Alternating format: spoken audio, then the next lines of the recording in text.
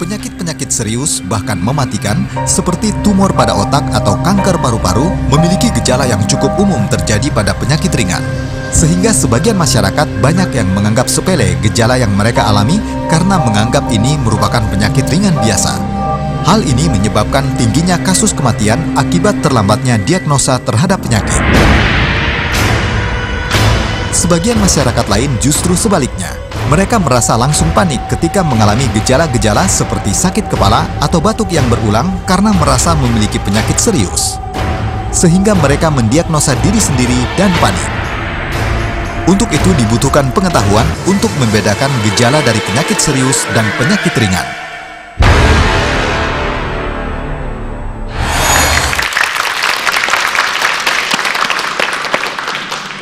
Beberapa penyakit terkadang memiliki gejala yang hampir serupa dan beberapa penyakit serius ini juga sama sederhananya Gracia dengan penyakit-penyakit ringan. Nah, kita punya dua penyakit yang memiliki gejala yang hampir mirip antara penyakit serius dengan penyakit yang biasa atau yang ringan.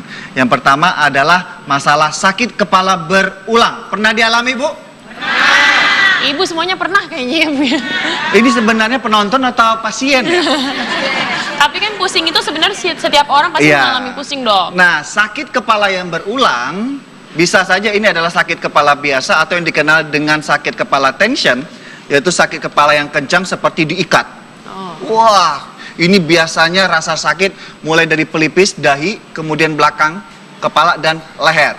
Ya? Nah, ini biasanya dikarenakan masalah seperti kurang tidur, kurang uang jajan. Ya, pasti itu pusing banget ya, Bu. Ya, kemudian capek atau letih yang berlebihan. Ini harus diwaspadai juga bahwa rasa sakit yang berulang bisa jadi ini menandakan adanya jaringan, yaitu tumor di otak atau di kepala. Aduh, enggak ya, Bu ya, enggak ya, Bu ya.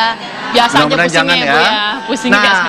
Tapi jangan panik dulu. Tadi saya bilang bahwa rasa sakit kepala yang berulang bisa jadi ini adalah sakit kepala tension atau sakit kepala yang biasa. Di sini kita ada contoh sakit kepala. Cara membedakannya ya, sakit kepala tension atau sakit kepala biasa ini bisa terjadi ini misalnya pagi. Oh, pagi hari bisa sakit kepala tuh ya, Dok ya? Ya, bisa siang, bisa malam. Nah, cara membedakannya dengan sakit kepala yang dikarenakan suatu jaringan tumor pada kepala atau otak, ya. Dia juga bisa terjadi pagi, siang, atau malam, tapi ini kejadiannya adalah rasa sakit ini bisa membangunkan Anda saat tidur. Oh, saking sakit kepalanya. Misalnya, di malam hari Anda tidur. Tidur beberapa jam, tiba-tiba kebangun karena rasa sakit kepala itu. Dan ini sudah terjadi berulang-ulang. Kenapa di saat tidur? Ya, di saat seseorang tidur, itu kita menghirup nafasnya sedikit. Karbon dioksida atau CO2 itu lebih banyak terdapat di dalam tubuh, dan itu meningkatkan tekanan di kepala. Nah, tekanan di kepala yang meningkat ditambah dengan ada jaringan tumor di otak atau di kepala, ini mengakibatkan tekanan di kepala semakin bertambah. Rasa sakit itulah yang mengakibatkan seseorang sampai terbangun tidur. Jadi yang membedakannya adalah kalau situasinya. Kalau misalnya pusing biasa, malah kalau dibawa tidur kan malah enak dong, ya kan? Ini kalau misalnya pusing yang bahaya itu yang bangunin kita pas lagi tidur. Benar sekali ya. Atau ada cara sederhana lainnya, Gracia, cara membedakan antara istilah gini, ini jaringan tumor atau sakit kepala tension dengan cara membungkuk. Nah, bungkuk. Kepala ini diposisikan lebih rendah daripada punggung, Gracia. Ya, iya. Nah, kepala bungkuk lagi, udah, lalu geleng-gelengin. Di saat kepala lebih rendah daripada punggung, lalu kita geleng-gelengin, ya, apabila rasa sakit tersebut semakin bertambah, ini berarti ada suatu jaringan tersendiri, bisa jadi itu tumor, yang bergoyang dan menambah tekanan di kepala tersebut. Berarti kita melakukan hal itu pada saat kita lagi pusing tuh, Dok, Dia lagi pusingnya. Ya, seperti itu.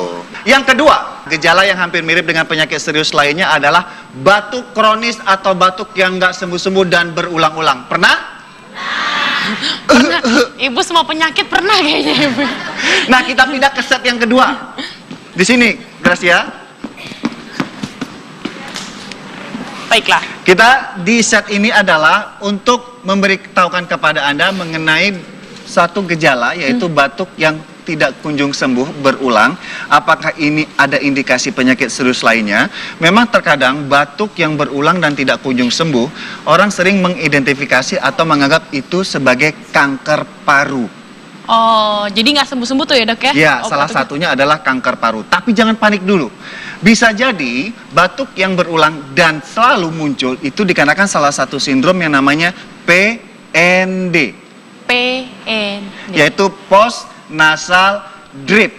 Apaan tuh dok? Yaitu suatu kondisi di mana rongga hidung kita ya itu selalu menghasilkan yang namanya lendir atau cairan, dan ini normal.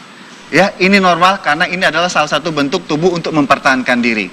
Nah, lendir ini akan jatuh ke tenggorokan lalu mengiritasi. Kita mulai contohnya ya. Kan ini daerah hidung. Iya. Ini mukosa hidung, ibu-ibu ya. Ini hidung, mukosa hidung. Dikarenakan tadi lendir atau cairan diproduksi terus ya setiap hari, PND tadi ya cairan ini akan jatuh ke tenggorokan. Nah, ini contohnya. Di saat cairan atau lendir ini jatuh ke tenggorokan, dia akan mengiritasi di tenggorokan tadi ya. Iritasi ini saya ibaratkan seperti ini. Di daerah tenggorokan.